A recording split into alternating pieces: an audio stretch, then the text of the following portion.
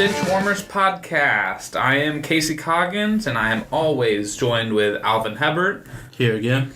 And Andrew Lara. Hello. Somebody changed it up. What the hell is going on over here? Who changed it? Keep y'all on your toes. Keep y'all on your toes. He didn't even realize. I said, what? Man, I'm just used to using the we here. Yeah. We here. We here. Obviously, we here. We here every week. Final Four just finished up. San Antonio played a good host to the 100,000 plus people that came into town. I saw, I think, 6 people in Michigan gear at work today. I was like, I'm sorry. Closing. and I go, so y'all are going back to Michigan? And they're like, yeah. And then I look out the window and after they left, and they're packing up their car, so they have to drive all the way back to Michigan. Oh damn, that's dedication. That's worse. Like, you just that lonely drive. That's depressing. Your team just got blown out in the national championship game, and now you have to drive 22 hours to Michigan. Drive home, listen to like Adele. Hello. NCAA finals. Villanova, just from the get-go, once that tournament started, after their first 2 games, it was obvious that they were going to make the Final Four, and most people, after watching the first 2 games of every team, should have been like, yeah, Villanova's the team to beat. Because Dante DiVincenzo. That's how you say it. Da Vinci. Yeah, Da Vinci. Da Vinci. So Da Vinci for short. I guess they call him the Big Ragu. That's his nickname on the team is the Big Ragu. Like the pizza sauce? Yeah, like the marinara. Not pizza sauce. Yeah, the pasta sauce. Pasta sauce. Pasta sauce, not pizza. I think they do pizza sauce too. They do pizza sauce. But yeah, dude went off for 31 points and just had 2 blocks, just lit up Michigan. It really was the catalyst to that win. You could say they couldn't crack the Da Vinci code. DiVincenzo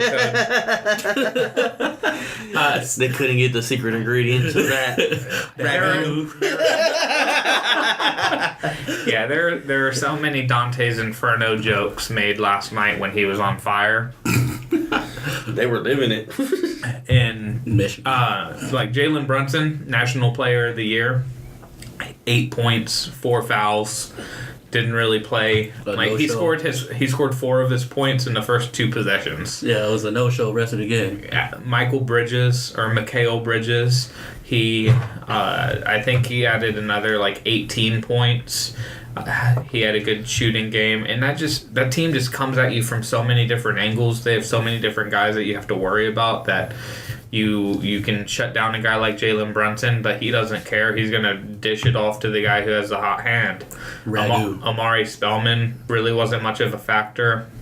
So the guys who had been big factors going into the Final Four weren't factors in a game against Michigan, and they still won by 17. Something like that. I had predicted the night of the game that it was going to be 70. I think I put 72-62, 74-62, something like that. No, 72-61. That's what I put. It ended up being 79-62. Michigan, as well as they'd played for the last month, they just didn't have enough bodies. They didn't have the answers for Villanova, and Villanova's leaving San Antonio with with their second title in 3 years. Good job for y'all. Good job. So did y'all end up going to any of the Final Four stuff? Nope. The Easter weekend was just crammed. That was just worst timing for it to have it in San Antonio. Yeah, it was just in general because of But Easter. I mean, I heard that other than the Riverwalk, I guess had some spotty cell phone service. Just because probably all the extra bodies that were down there. I was like, man, that's just the city. I thought you was going to talk about the river. A lot of spotty clean marks. There were quite a bit of people who really enjoyed San Antonio being the host city. One guy that works for ESPN that was in town tweeted, the Super Bowl should never go 4 years without being in New Orleans, and the Final Four should never go 4 years without being in San Antonio. So apparently we did a pretty good job as a host city. You know, it wasn't Chuck, though. Well, didn't the person on the committee say that... just not the women. Just not the women. He likes the churros. They got some big old women down there.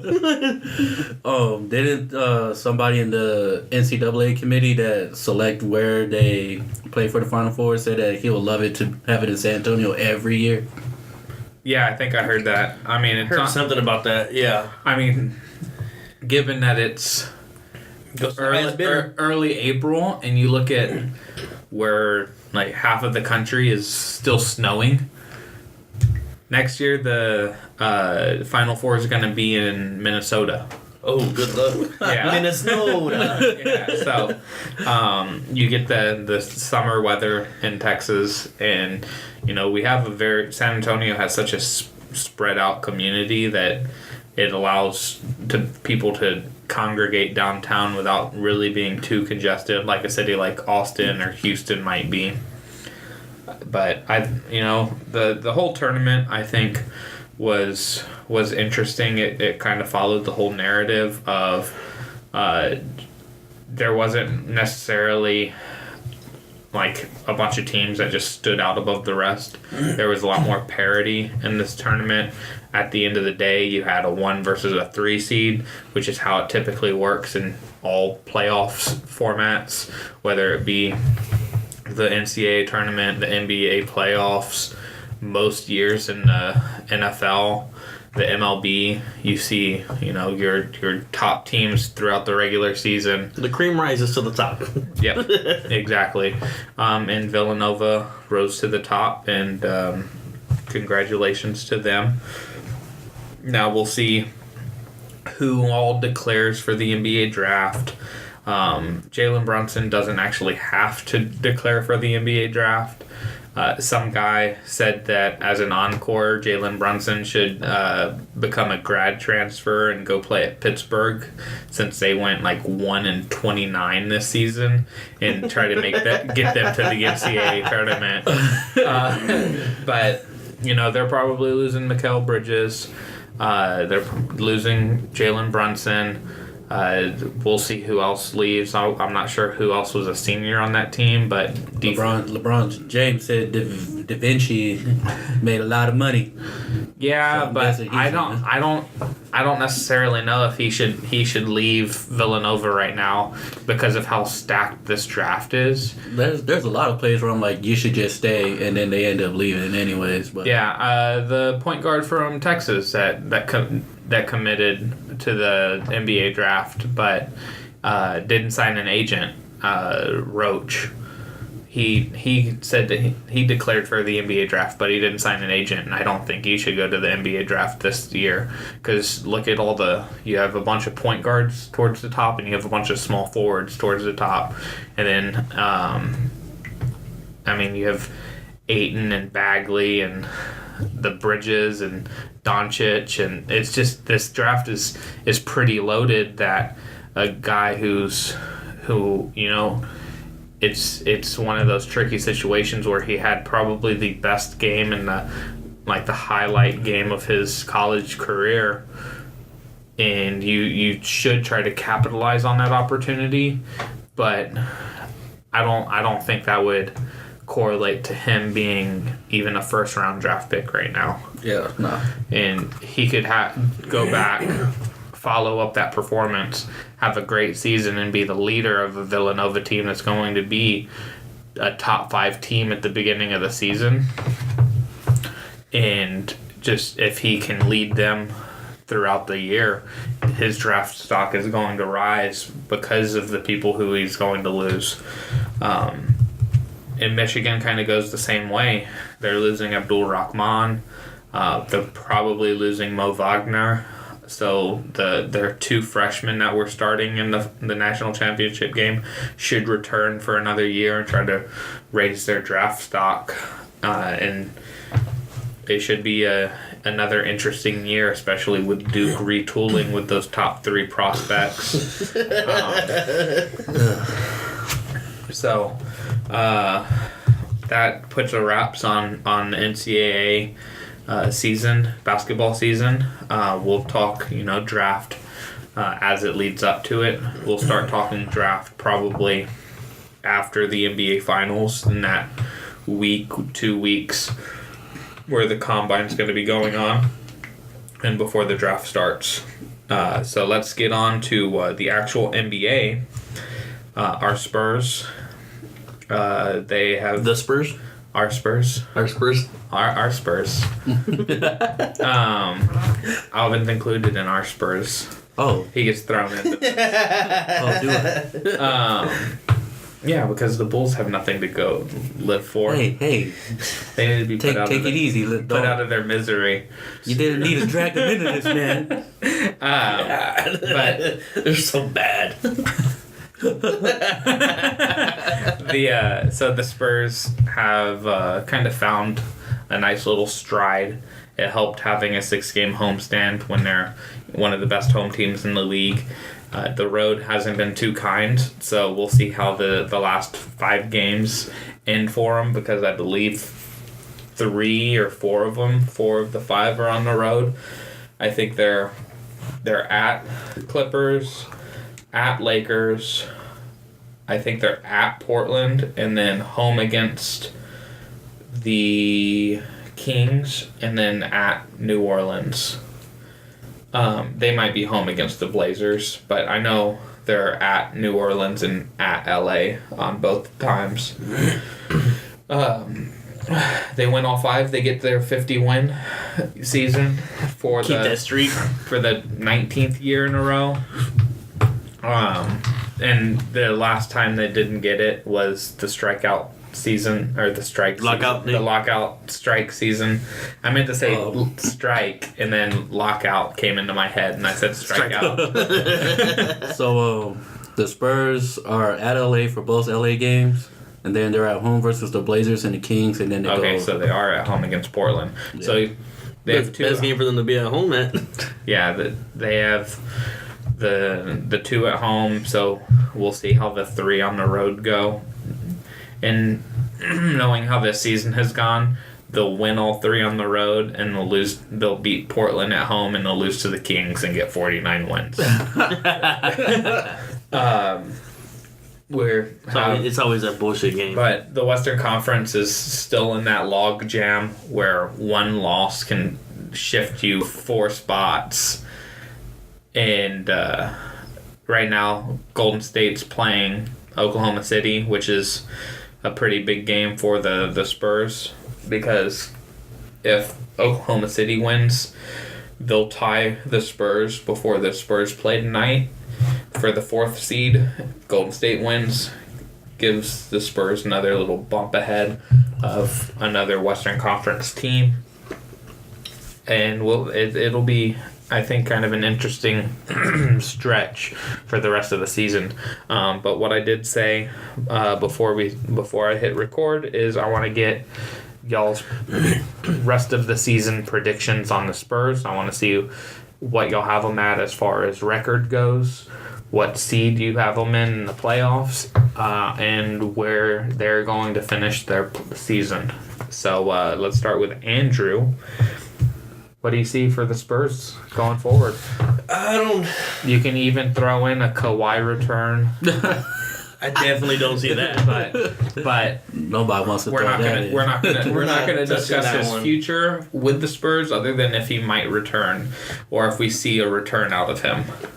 I think even if he does get cleared, Pop's not going to play him for the simple fact that he's not going to throw a wrench in his rotation that he's got going on right now. Seems to be working, because ever since they had that little players meeting, had a little hiccup. Yeah, they caught their stride, and Pop's Pop's wrenching it. Well, it got, if you look at their last 10 games, They won 8 out of them? Look at the rotations, though. The starting lineup is consistent. The bench is consistent. The people who are on the court at the same time and the rotations are consistent. Yeah, and that's just typical March Pop. Like, that's what he needed to get to. Look at when they were having their struggles with all the injuries and stuff. You're in all the defensive lapses that they had for a little while. You look at them play defense, and like a guy blows by Rudy Gay, and he looks to Bryn Forbes and is like, "Hey, where's the switch?" And there was a lot of that going on where one player would look at another and be like, "Hey, what's going on?" There was miscommunications all over the place, and now that rotations have tightened up and it's the same lineup and everything, it's Spurs ball. Yeah. So, I mean, I see them winning out. I see them keep getting that 50-win streak, keeping it alive. I don't see them getting past that 4 seed. I think they're locked in right there. Yeah. Portland. Exactly. I don't see that changing at all. I see them making a strong little run in the playoffs, so. Because, let's see, you have them at the 4 seed. So right now, the 5th seed is the Thunder. Mm-hmm. I think Utah is in the 6th spot right now. Yeah. And then it's Minnesota. Minnesota and New Orleans. So you would have them playing, Oklahoma City? Okay, see, yeah. Unless they fall out, but with what they have, they're playing right now against the Warriors. They have Houston, Miami, and Memphis. So I could see them losing 3 of their last 4. Mm-hmm. And you have Utah, who I think has a relatively easy finish. They have the Lakers tonight. They have the Clippers in 2 days. They have the Lakers again. They're at home against the Warriors 2 days before the playoff or the regular season ends. So who knows what the Warriors are going to look like and what they're going to try for, because they're already locked into that 2 seed. And then they finish against Portland, and Portland might need that game. So I could see Utah winning 4 of their last 5 and Oklahoma City losing 3 of their last 4, which would put Utah in that 5th spot. And that would be Spurs Utah, which would just be a slugfest. But you see them playing Oklahoma City? Yeah, I see them playing Oklahoma City. I see them beating Oklahoma City. I mean... And then that would put them against the Warriors, given that they advance. Because they would be against Minnesota. And Karl Anthony Towns is unstoppable against Golden State. Especially without Steph. Cat's pretty much unstoppable against anybody. Most teams in the NBA. But I think I forgot the number that he was averaging, but he's dropped 40 on Golden State, I think 4 times in his career. So I think that would be a good series, especially the news coming out today was Jimmy Butler's close to returning. So they was expecting him to be back by the start of the playoffs anyways. So, they get him back. They don't even need him to be, the offensive giant. They just need him to try to help contain Kevin Durant. Because that's really, I think, what that series is going to boil down to is Kevin Durant versus Karl Anthony Towns and who's going to outlast the other. Who's, if, Karl Anthony Towns is putting up 35 and 15 and Kevin Durant's putting up 27 and 10, I say advantage Minnesota. Oh, yeah. But, I mean... At the same time, you can't discredit Klay Thompson. Or Draymond. Yeah. I mean, they have... The Warriors are the Warriors for a reason. They have good depth and they have good top-tier talent. And Swaggy P. Yeah. Ultimate heat check. So, you have Spurs Golden State round 2. Yes, Steph comes back for that round, most likely. probably. And who do you see winning that? Where do you see the Spurs? Where do you see the Spurs finishing their season? From there, I don't. I mean, I can give you a hopeful. I know what your heart is. I can give you a hopeful. I know what your heart is saying. My heart is saying that Spurs are going to bounce back and take it out on Golden State for last season. But realistically, it could go either way with Steph coming back, if he comes back, how healthy he is, because it was his knee, right? His MCL was a sprain? Yeah, this time it was his knee. He had just come back from the ankle injury. So, I mean, it comes down to his health. Aldridge, if he can show up against the Warriors, because he's had issues with that. He forgets that. Yeah. Forgets when game time is and he just doesn't show up. I mean, somebody could push Pau Gasol down and he slips on the court and creates a sweat stand like Valanciunas in the Houston series a couple years ago. Exactly. There's a lot of it's up in the air. A lot of it is health related. So who knows? Maybe Kawhi comes back and for the Golden State for that series, and he says, "I'm back now, so let me just continue that 27-point lead." I'm back, Zaza. Yeah. Where did we leave this last time? So, but let's stand firm on a prediction. Gotta go Golden State, Yeah. of course. So, all right. Well, we have them at the 4 seed and losing to Golden State in the second round from Andrew. Alvin, what do you foresee?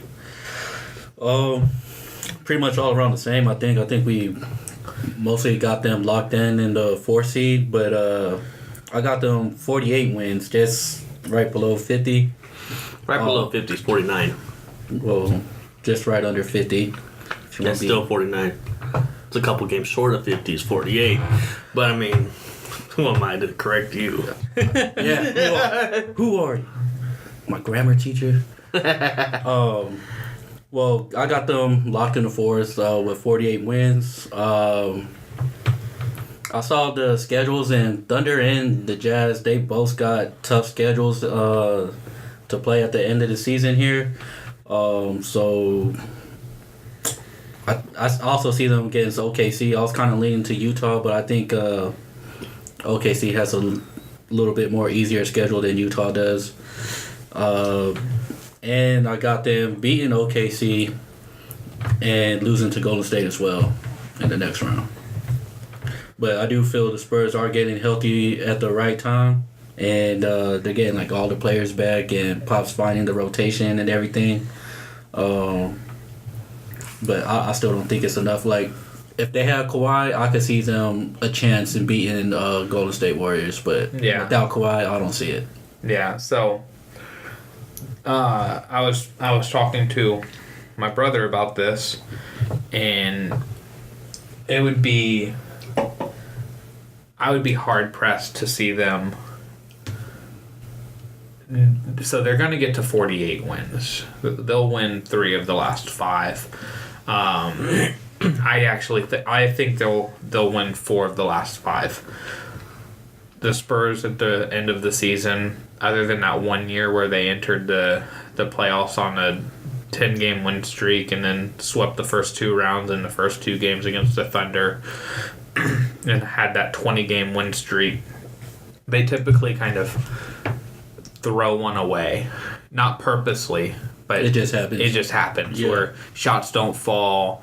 End of game, a team hits a buzzer beater. Anthony Davis goes off for like 50 points. Exactly. So I definitely see them losing one of these games.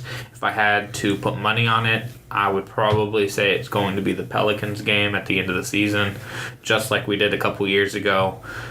That costed us the playoffs? Not even. We got costed us home court advantage, which costed us the playoffs. Because that was the game 7 that Chris Paul won in LA. On a last second shot. Yeah. Hey, if it was in San Antonio, he's probably hitting that same shot. If it's in San Antonio, he's not getting the ball. Maybe. No. But that's a lot of what if to play. That was also the same year that San Antonio only lost like 1 game at home. Yeah. it is. But the Clippers had a really good team. And I don't think losing the last game of the season made them. I guess they would have played it. I think they would have played a different team in the first round, but because they ended up in the 7th spot instead of the second or third spot, I don't think that really had much to like. That had everything to do with it. I think for the Spurs, home court advantage is like vital. It's vital for the Spurs. Yeah, I just don't think this year they're good at home and bad on the road because they easily could have won that series against the Clippers. So in the end, yeah, it looks like that game really did matter, but at the time when they lost that game, you couldn't say if it mattered or didn't because they still had to play out the playoffs and still had to play out the series. And they, lost a close game in a Game 7 against one of the best point guards in NBA history. Yeah, but if Draymond Green doesn't make LaMarcus his little beanbag again, I don't see them getting past. That's not going to happen. I don't know, man. It's hard to come back after you get forced to delete your Twitter. Keep LaMarcus, man. Well, see, I don't know. Y'all are going back to that same series, and I don't know how many times I need to lay out all the things that were going on. So this was regular season. Regular season? Yeah, when Draymond made LaMarcus delete his Twitter. Yeah, you remember that? I think it was the first time they played. I like how we all stopped for the ice cream man. I almost reached my wallet too. I'm like, hold on. I was about to get out ice cream. Pause for station identification. You want snow cone? You want raspa? But I think the first game. Was it the first game where the Golden State kind of ran away with it? I mean, they lost the first 2 games against Golden State, I believe, and they won the third.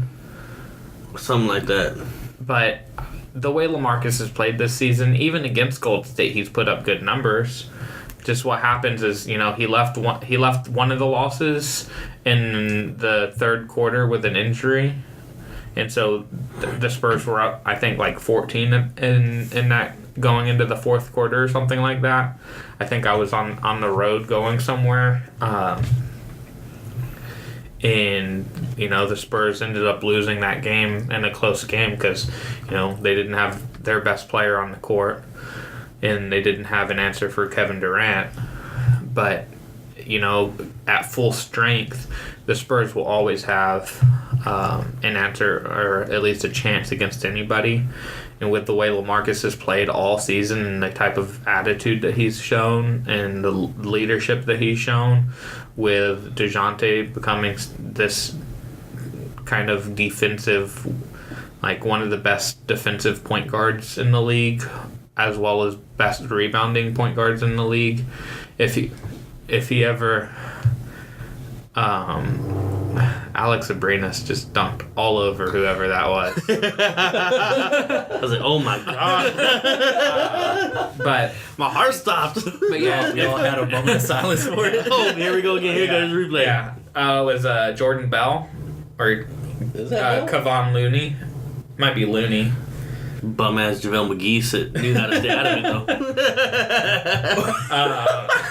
Oh man, that was good. But yeah, if DeJounte Murray develops a jump shot, he's going to be just a star going forward. But in the way Rudy Gay's played, I can actually see them, depending on what you were bringing up earlier, Andrew, about Golden State's health and how tired they'll be after 3 straight finals and all the trips and all the media things that they've had to do and the health overall as a team. Draymond's not 100%. I'm not even talking about just Steph. I'm talking Kevin Durant's been banged up. Klay Thompson just had that fracture. They lost McCall. Yeah.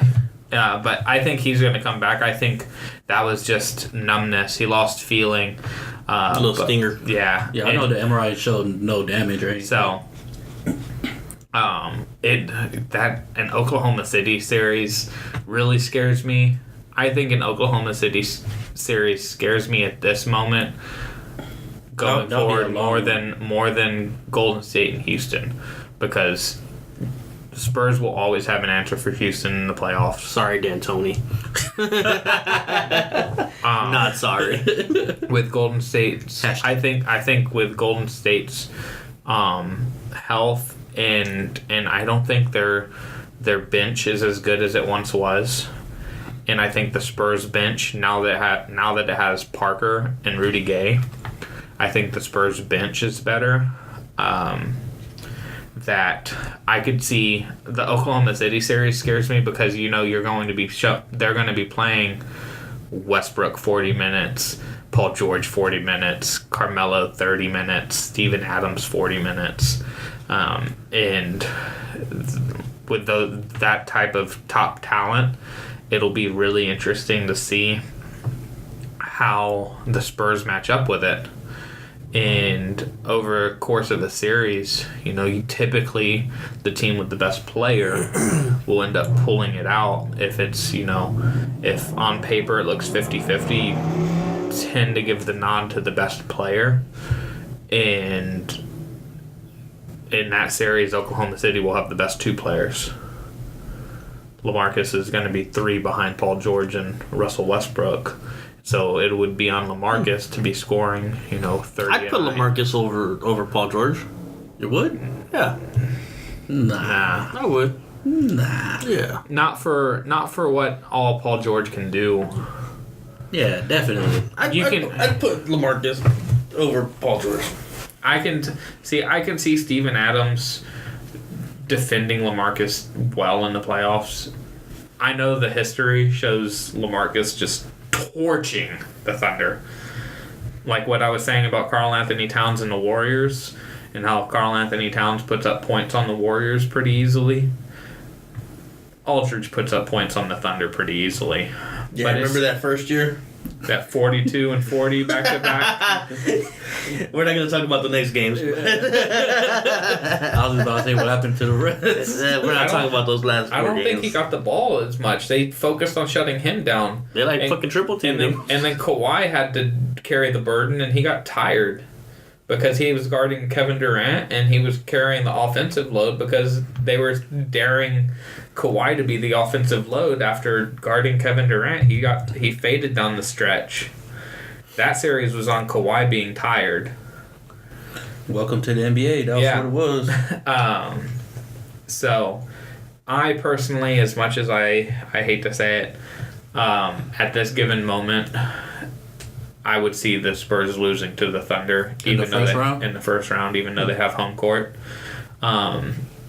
But that's just the fun thing about basketball is we can say these things and who the hell knows what's going to happen with all that can change, and Pop is a wizard. But what I did kind of want to say is when I brought up me talking to my brother about this, if the Spurs do slide past Oklahoma City, it would not surprise me one bit to see Kawhi in that lineup against Golden State. I would be surprised. It would not surprise me one bit, because think about how he ended his last year. Mm-hmm. Think about all the revenge he would want. I think that would be the moment where, because he knows that if he came back and he showed out, and with him back in the lineup, the Spurs beat the Warriors, and then they beat the Rockets, they would. Then they beat the Sixers. What? They'd be in the NBA Finals, and it would just kind of. I think Kawhi seems to be that type of person who wants to prove the doubters, because after the first year. Or after they won the title in 2014, you have Kevin Durant coming out saying he's a system player, and then after that he developed this offensive game to now he's not really a system player. So it seems like every step of the way for Kawhi, he works on something to prove somebody wrong. Oh, he'll never be a good jump shooter. Well, look at him now. He's shooting 40% from 3. He'll never do this. He'll never do that.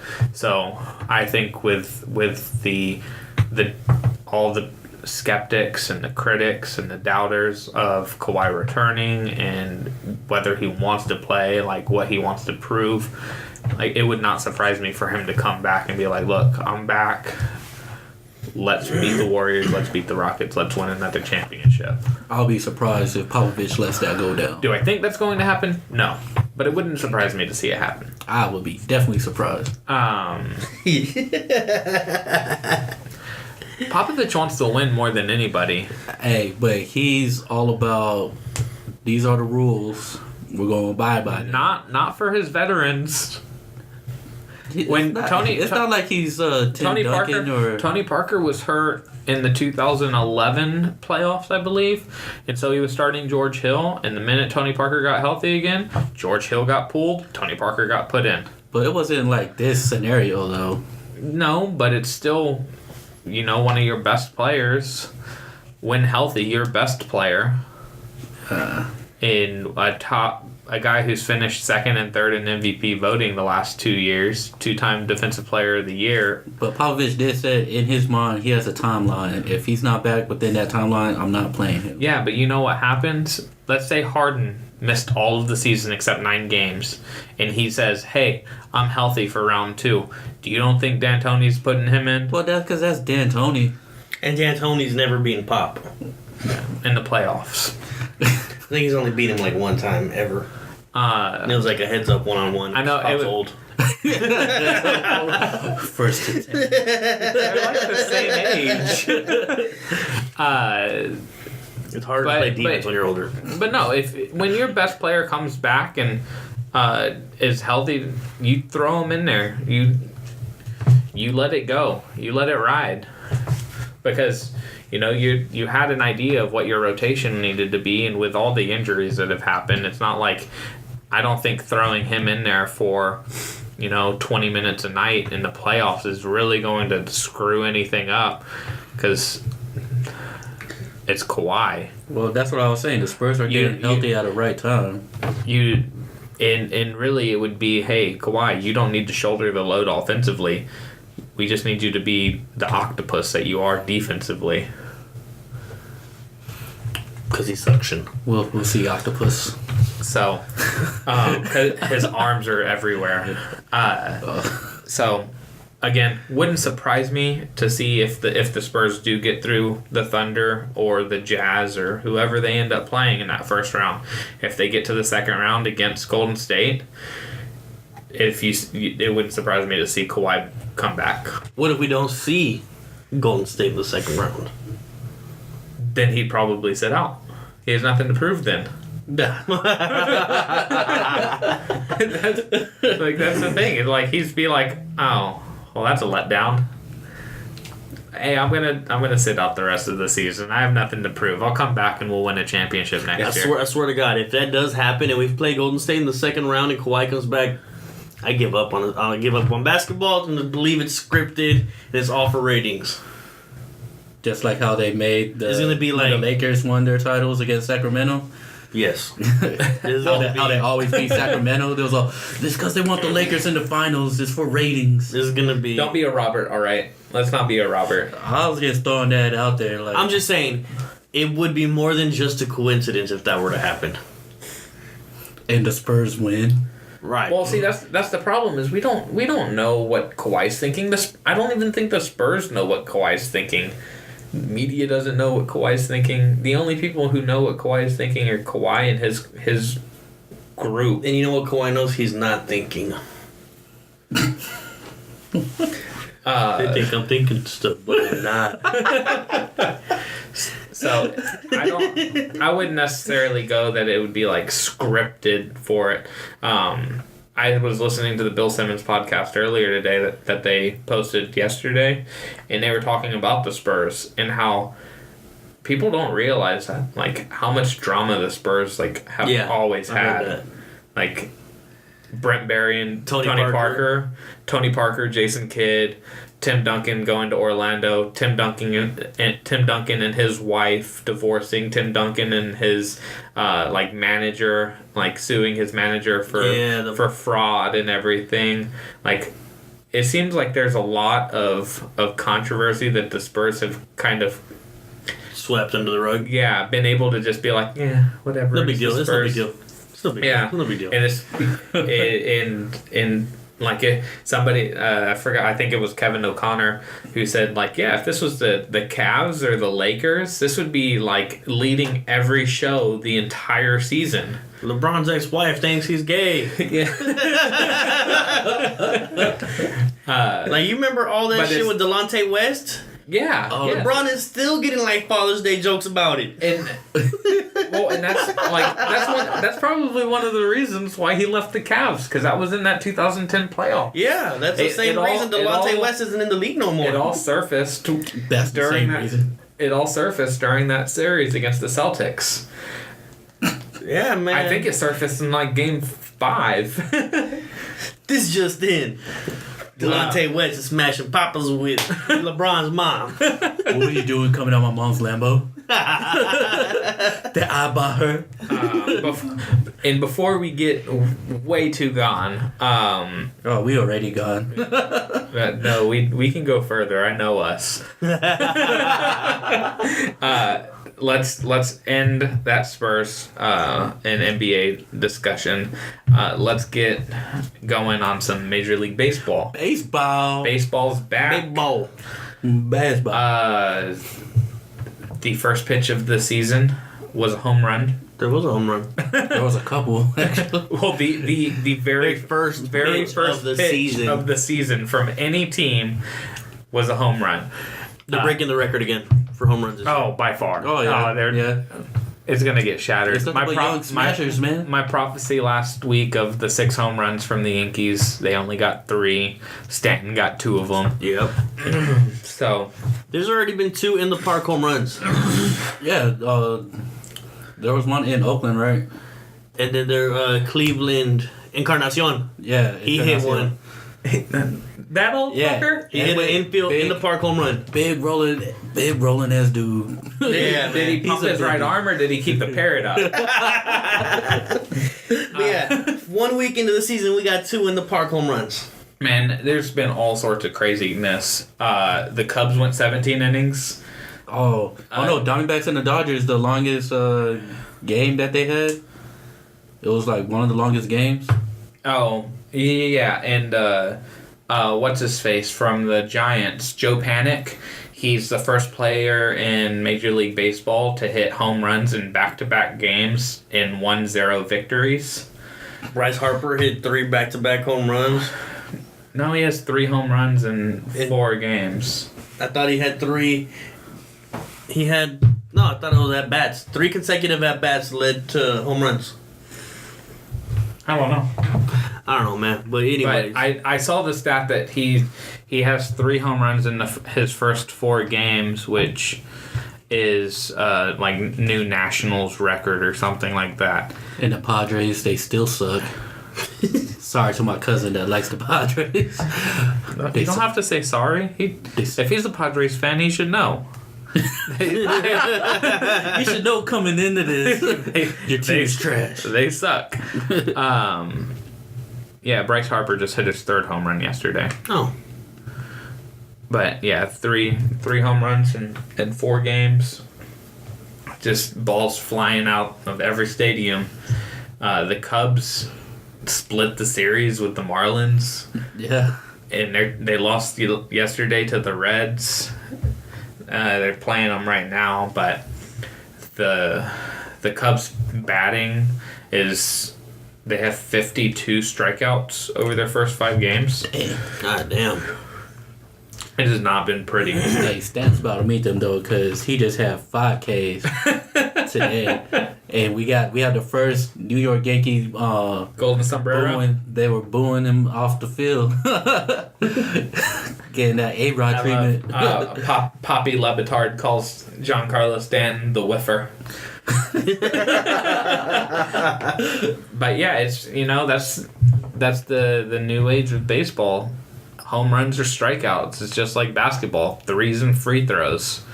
That's where you get your most efficient numbers.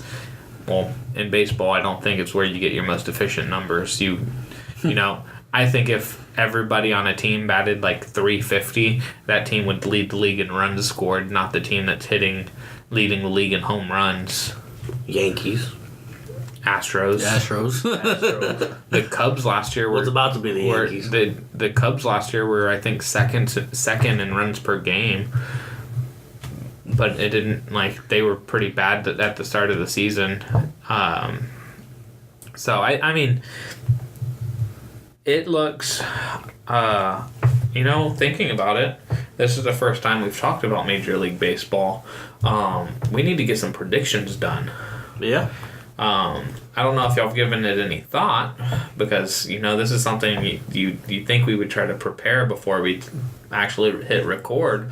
But I just completely forgot we were going to talk baseball last week, but I wanted to talk Final Four. It's cool, man. I mean, we got plenty of time. There's plenty of time in baseball. Yeah. I mean, I know who I have picked as the World Series. Is it that sign you got behind your head?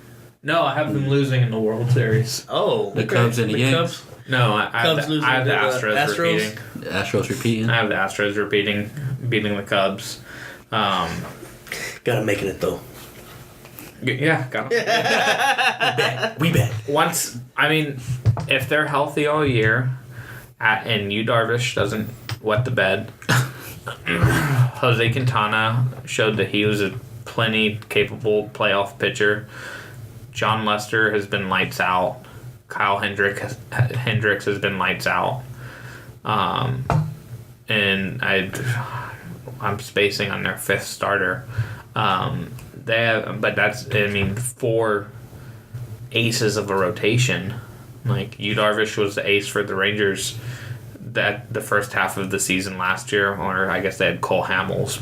Hollywood. But he was the ace for a while. John Lester's always been an ace. Kyle Hendricks was second place in Cy Young voting last year or 2 years ago. He'll probably be an ace on another team. Yeah, and then Jose Quintana was the ace for the White Sox for a few years before he got traded to the Cubs. So that's 4 previous aces on the rotation that you have as your starting, your first 4 starters, and then with Chris Bryant, Anthony Rizzo, Kyle Schwarber, Ian Happ, Javi Baez, Addison Russell, all those. We get it, man. You like the Cubs. I do.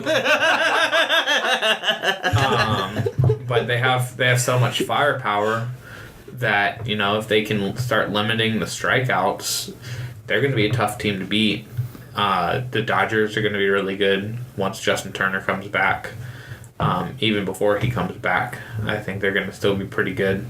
The Nationals, I think it's a World Series or bust, and not like win the World Series, but make it to the World Series. Make it to the World Series or bust. And if they don't make it, they're going to see a lot of changes in that franchise.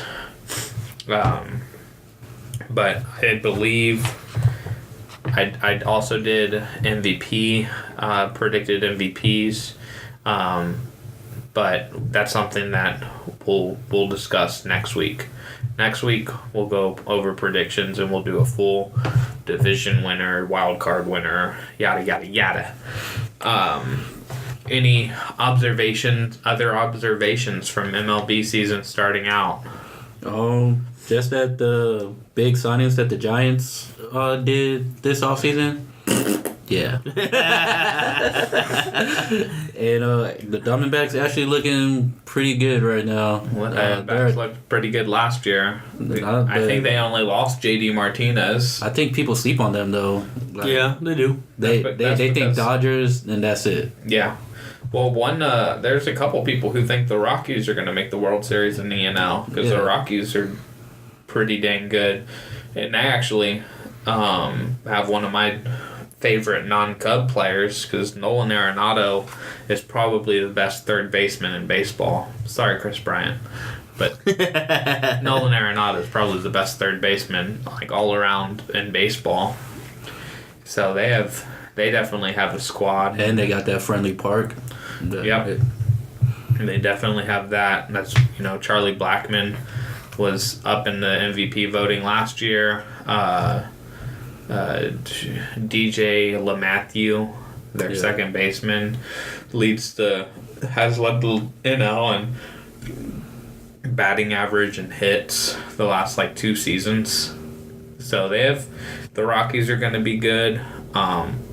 Looking at the standings, Pittsburgh starting out 4-0. That's probably going to end up dropping.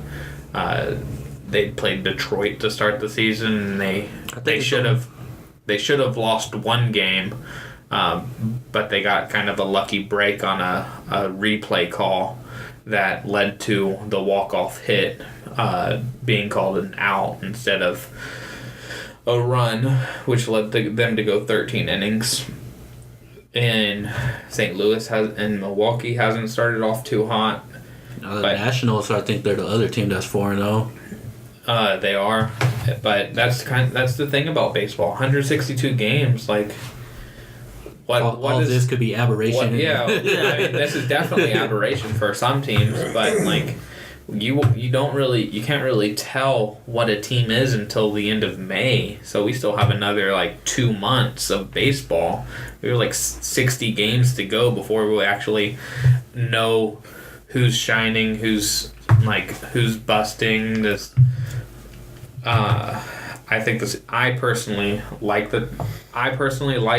having the 162 games for each team because that's a lot of baseball to watch. I like watching baseball, but as just thinking about as a whole, 162 is way too many. Starting to sound like the NBA players right now. It's a lot, man. You got double headers back to back days. Yeah, you don't really give the days off. They get like 2 days off a month. Yeah, it's a lot. And in those days off, if you have a rain out, becomes a game day, because now that rain out where you were warming up and you were getting ready and prepared for that game, and now instead of being a rest day is a game day. So, cutting down the season will... And yet you don't hear them complain about how long the season is. They actually don't. I went to that Rangers caravan before the season started, and Delino DeShields was there, and God, I can't think of the reliever's name. And Jeff Bannister was there, the manager. And I asked them, when I went through the line to get my hat autographed, I was like, hey, so what do y'all think of 162 games? Do y'all think that's too long? And they said, nah, we like it. But I'm sure if they were to cut it back to 130 and have, an extra 30 days to be able to fill in rest days with, the rainouts, don't have as many double headers. I think it'll also increase ticket sales and attendance to games, all sorts of stuff. I have a whole list of reasons why they should put it back.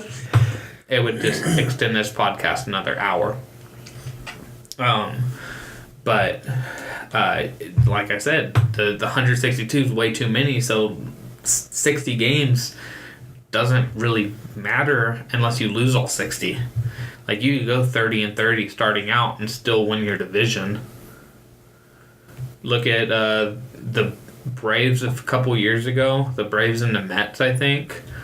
The Braves lost a 24-game lead in the division with 2 months to go. Dang, yeah.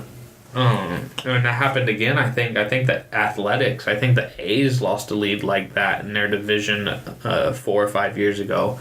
You can make a run. The Cubs were 3rd or 4th in their division last year. They were 12 games back in July, and they end up winning the division. It's just until the summer months hit, until June, July, August hit, the games, and unless you lose a guy for the season, there are a few things that can happen that would really make it matter, but it doesn't. It's fun to watch, but the games going on tonight, the Yankees losing tonight or whatever that ended up being, I think I saw that they lost. This game doesn't matter. Their game in September matters 200 times more. So it's still, fun we're doing that fantasy baseball. Andrew's missing out. Hey man, winner takes all. I'm not missing out on nothing. So I wanted to do fantasy baseball, and I was kind of waiting to get a text asking about if I wanted to do fantasy baseball from you, Alvin. So you're welcome, my friend. Well, let's move on to the weekly edition of On Fire and Dire and Prophecies. I'm going to just go ahead and shoot from the hip. My fire is the Phoenix Suns. The reason being is Memphis slipped up and won a couple games. So Phoenix, in their losing effort, they actually are winning more ping pong balls in the NBA lottery, and still won't get the number 1 pick. Nope. They better hope they do. I mean, because they need a big man. Also getting the number 1 pick, even if they get creative, they don't need Doncic. They could definitely use Ayton or Bagley. Ayton probably more so than Bagley. But they don't need somebody like Doncic. So if a team's like, hey, let's trade, they could drop down to 4 or 5. So a team can jump up and they could start doing, the trading for assets like some other teams have done over the last few seasons. But yes, Phoenix is my fire because they keep increasing their odds at the first pick in the draft, which they desperately need to hit on because they need talent. They need all those Kentucky talents that they got ain't good enough. They also need a new owner, but that's a story for another. So let's move on. Andrew, your fire. My fire going back to that championship game, that Dante DiVincenzo. Yeah, man. So that's it. That guy. Ragu. Yeah, man. That pasta sauce, 31 points, 2 big blocks in the win. You can't go unnoticed. LeBron James noticed. Exactly. So that was my fire pick. That two-handed block that he had on, I think, Charles Matthews going up for a two-handed dunk where they just both meet at the apex. They high-fived. Yeah. High five. Slap hands. You're playing well tonight. Good job. Thank you. Good job. Good effort. He shot up draft boards because of that effort. Again, like I said earlier, don't think he should go out yet. Stay at Villanova, lead them back to like another championship game, Final Four, something like that. That would increase the draft stock even more for him. Alvin, swinging on to you. My fire, going back to the Rams, man. They got Brandon Cooks from the Patriots, which goodbye Watkins, and I think this is a perfect. Did they re-sign Robert Woods? I thought they lost him too. I think they lost Woods. So they needed some receivers. Yeah, but I think Cooks is actually a solid pickup. I don't know if he'll be like the Cooks when he was with Drew Brees, where they were passing like 56 times, 60 times. Yeah, Saints and Patriots passing numbers are a little skewed compared to the rest of the league because they pass so damn much. I was having a conversation with April's dad talking about Drew Brees because he's going to become the NFL's leading passer in passing yards this next season because he's only 1,600 behind Peyton. And I was like, it blew my mind that he was that close. And then I looked at the numbers for how many he's attempted, and he averages like 630 attempts a season. This last season was one of his lowest attempts since his like 4th year in the league, and it was at like 520. That's because they actually found a run game. Yeah. So, but Brandon Cooks, he's definitely one of those. He can be kind of a top tier receiver. He has the speed and everything. Hopefully, the concussion doesn't mess him up too much. Yeah, I don't think he's like downgraded as a player or playmaking wise. I just think the system didn't fit him in New England on how they wanted. It fit him. It fit for the first 12 weeks, and then the cold weather hit, and Tom Brady couldn't throw the deep ball anymore. Exactly, and then now you're going to nice, beautiful LA and all that stuff, and super creative head coach. Yeah, so like I feel like they'll make it work. They'll find openings for him, and you actually have a sure-handed receiver other than Watkins. I hope that they don't try to use him like they tried using Tavon Austin. Yeah, with those like trickery, but that was with Fisher and all that stuff. So with the head coach, with the core group that they got now, I feel like it'll work great. I think it's a perfect spot for him. It's LA. Yeah, and they didn't necessarily need the 23rd overall pick. You could definitely use it, but you get a veteran who's proven in the league. Yeah, but what are you going to get with that 23rd pick, though? Somebody that's Calvin Ridley, possibly. He's towards the late first round. Some people are even questioning whether a receiver is going to go in the first round, as good as Calvin Ridley is. But again, like I was saying, I don't think they don't need a rookie receiver. Yeah. Like having that proven veteran receiver who can be an outside deep threat, even though he's like 5'10", 5'11". I think he's listed at 6 foot. But then he's also quick enough to be in the slot and they can move him around. It's definitely a good pickup and a good move for the Rams. They're just winning the offseason.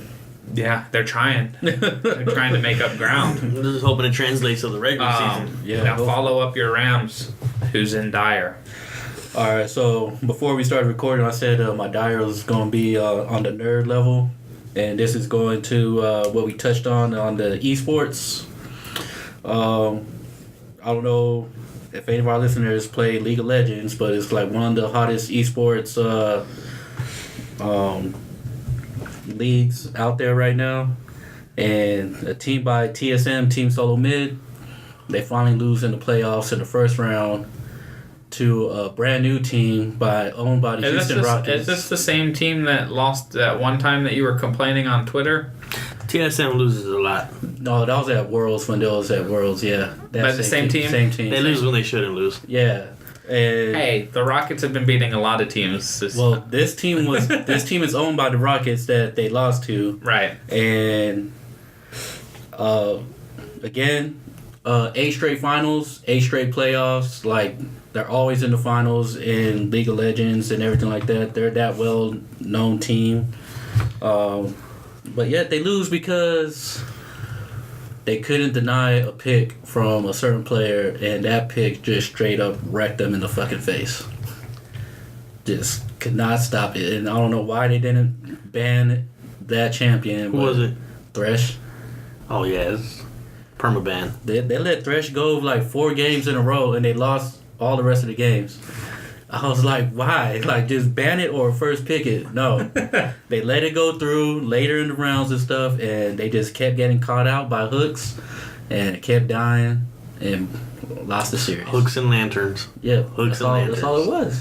All they had to do was just ban it. They just had to ban the champion, but no. I have to take a step back on this conversation because I tried not to get too deep into it.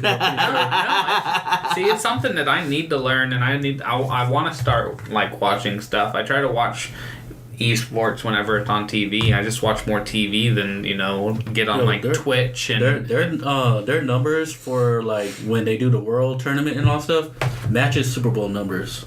Yeah, beats Super Bowl numbers. Beats Super Bowl numbers. Oh, I know how big it is. It's just getting myself to find the platform to watch it. There's a computer right there. There's a couch in the other room with a bigger TV. With the smart TV, right? No. Oh. I can use my PS4. There you go. So YouTube. Yep. But then Twitch. Anything. Twitch. I got the girlfriend to listen to.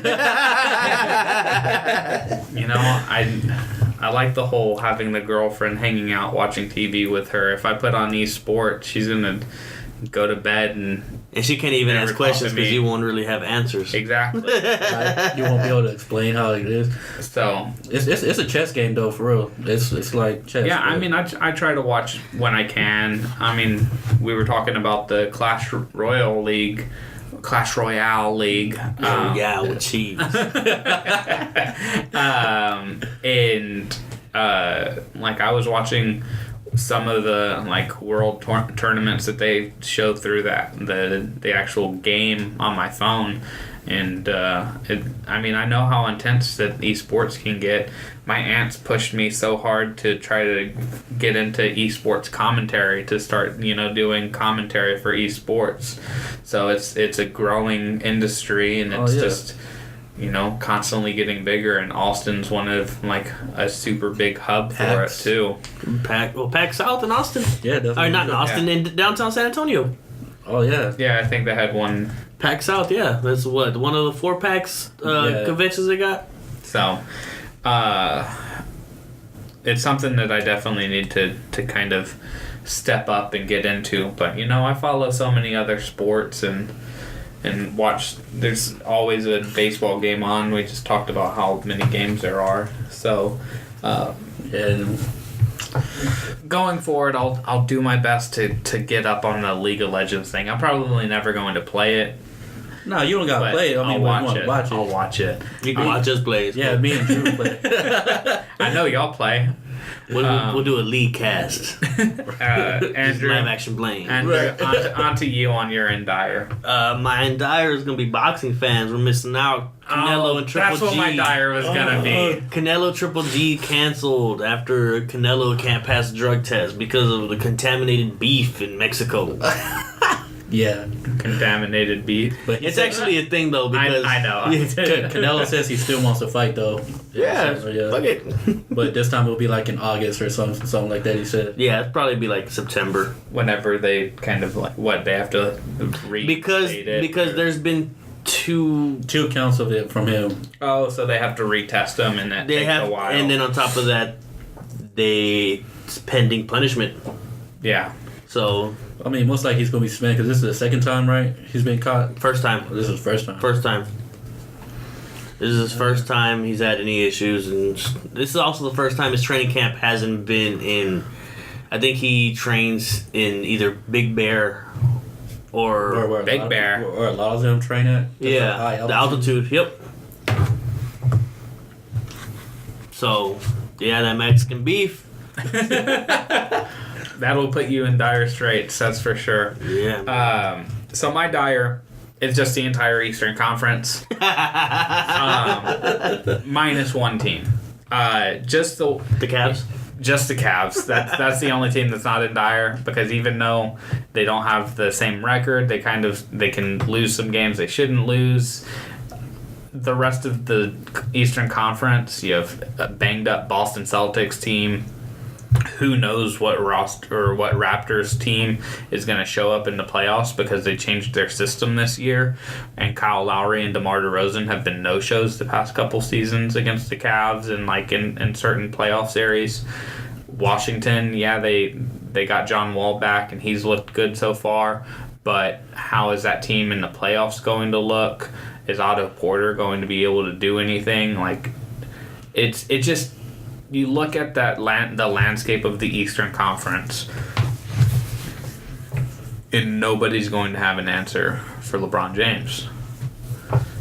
In the way that LeBron James has been playing since the beginning of February, mostly all season, but since the beginning of February, I think he's averaging a triple-double. He had the game a few weeks ago where he had the 17 assists, no turnovers.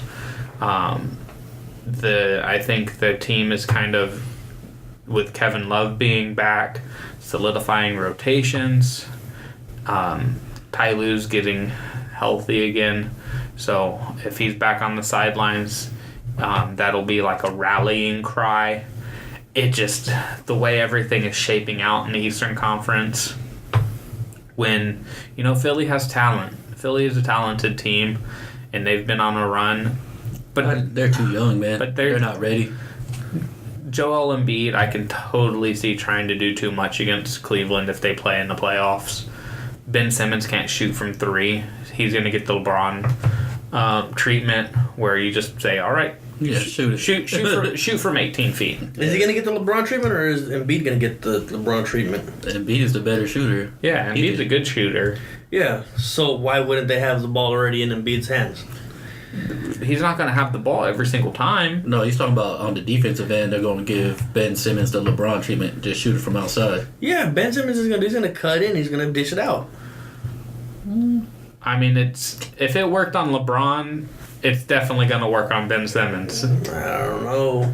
So, it just the way it's shaping up, Cleveland, you should probably just book it, Dano. Sharpie. Cleveland Cavaliers, Sharpie in the NBA Finals. The way it's shaping out over not even just this last week, these last couple weeks. LeBron's injured. I can't wipe out the Sharpie. Don't put that juju on him. Right. We need a healthy LeBron. We know how you are, Alvin. We know you don't like him. I sure We do. get it. We understand. Do you really understand? No. No, I know y'all don't. No. Spurs fans. So let's get on to prophecies. We'll start with you again, Alvin. Well, Barcelona and Roma play tomorrow. Barca. And Ronaldo just played earlier this afternoon. He had Pretty much him by himself. Yeah, pretty much just dismantled Juventus with that bicycle kick on the second goal as well. Just Firepower. I know Messi saw that, so I'm pretty sure Messi gonna go out and try to do what he does. Like, God damn it, people are going to start saying he's the best soccer player in the world. What do I got to do? Hat trick, 4 goals. What's he doing? I know. I mean, like last week he came off the bench and made Barca win. He got the goals for the win. So, but I say he gets 1 goal, 2 assists this game against Roma. Which would be big going into the second leg. It would be. So that leads on to you, Andrew. So my prophecy, I got the NBA, but I got it at a standstill. I got nothing changing. Standings are gonna remain the same. There's gonna be no one jumping, no one dropping. None of these fraud leaps. I see this staying the way it is for just up to the playoffs. Really, keep it simple, keep it boring. Woo! Good old boring. Love some boring. Gotta love it. Love no change, normalcy. Oh, look, there we are. I think the second goal's about to happen. But to finish up, the Masters starts Thursday. I wanted to go throw in a little golf. Anytime I do a prophecy with golf, probably going to be Tiger Woods. I have Tiger coming in 4th. Oh, okay. I think he's played really well coming back from the injury. I still think that with how tough the Masters course is, Augusta can be, and having to be a little tricky around the greens and in the roughs, and you really have to show your imagination on some holes throughout the 4 rounds. It can really test the player's mettle, and again, as well as Tiger's been playing, I see some other players who have been playing better and will probably just eke ahead of them. I would actually put up Phil Mickelson will probably either win it or come in second. Wow. With how he's been playing lately. And it also wouldn't surprise me to see, Dustin Johnson get his first Masters win. It wouldn't surprise me to see Bubba Watson get another one. But I have Tiger coming in 4th, not winning the Masters as much as I would love to see him win the Masters. I'm rooting for him to win the Masters. I think at this stage, like him coming in like top 5 is like what people expect now. Like, yeah, I mean, it keeps the anticipation for the next tournament, because if he doesn't win it but he plays well, they're like, oh man, what's he gonna do next tournament? So you anticipate for that next one that he plays, and so it just kind of continues the buzz. The buzz kind of keeps growing and growing. It's crazy how he still has that, right? That aura around him, where like he's on the greens, you're like, man, it's that's how all the greats are. Muhammad Ali, when he had retired from boxing and he came back, and I think it was George Foreman that he faced, the Thrilla in Manila, like old as George Foreman, like old as like Muhammad. he's like he still caused that buzz. Look at Jordan in his Wizards days. Like, there was still that buzz around him, making all-star games, and people said, like... Wasn't he still averaging, like, 25 points then, too? I think he averaged, like, 21. But, you know, he still brought this huge buzz around him. You see it in soccer, you know, guys come back, or, you know, they might not have the same...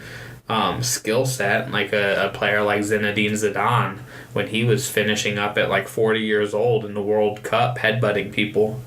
Like he was such a great soccer player in his heyday that if he would, like, let's say Messi or Cristiano Ronaldo, you know, 10 years from now come play in the MLS, that's going to be a huge buzz, just like the Zlatan Ibrahimovic in Los Angeles. Man, talk about fire. That goal. That goal. I saw that 40 yards out. So you know, the greats always create that buzz, no matter how old they are, how long they've been gone. Like, when they come back, people are going to reminisce on the heyday of Tiger, and that heyday of Tiger was something that golf has never seen. Pure dominance. Before or since. So that ends our prophecies. That ends our podcast. Like I said, next week we'll get to Major League Baseball predictions. We'll have division winners, MVPs, Cy Youngs, World Series, all that good stuff. We'll also have a better look at how the playoffs are shaping up, who's in what seed, because it'll be the day before the season ends. Should already be wrapping up. Yeah, you should see already who's locked in their seeds. So, lots to talk about next week, just like there's lots to talk about every week. So this has been the Benchwarmers Podcast. I'm Casey Coggins with Alvin Hebert. See ya. And Andrew Lara. See ya. See you next week. Different kind.